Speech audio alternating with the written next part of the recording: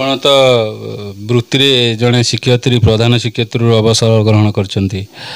ଆପଣ ତ ଅନେକ ପିଲା ଗଢ଼ିଛନ୍ତି ଜୀବନରେ। ଏହି ପରିପ୍ରେକ୍ଷୀରେ ମୁଁ କହିବି ଯେଉଁ ଆମର ଯେଉଁ ଯୁବପିଢ଼ି ଆଗାମୀ ଭବିଷ୍ୟତର ଏଇ ଯେଉଁ ସାହିତ୍ୟ ଓଡ଼ିଆ ଭାଷା ସାହିତ୍ୟ ସଂସ୍କୃତି ପ୍ରତି ଟିକେ ବିମୁଖ ଭାବ ରହୁଛି।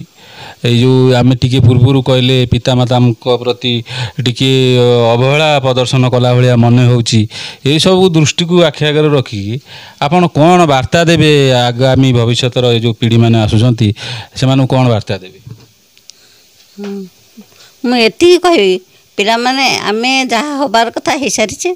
ତେଣୁ ଆମେ କେବଳ ଆମ ପିଲାମାନଙ୍କୁ ଆମେ ଏଇ ଶିକ୍ଷା ଦେବା ଯେ ସେମାନେ ଯେମିତି ଗୋଟେ ଭଲ ମଣିଷ ହୁଅନ୍ତୁ, ଗୋଟେ ବଡ଼ ଚାକିରିଆ ହୁଅନ୍ତୁ, କିମ୍ବା ଡାକ୍ତର ହୁଅନ୍ତୁ, ଇଞ୍ଜିନିୟର ହୁଅନ୍ତୁ, ଆଇଏଏସ୍ ହୁଅନ୍ତୁ।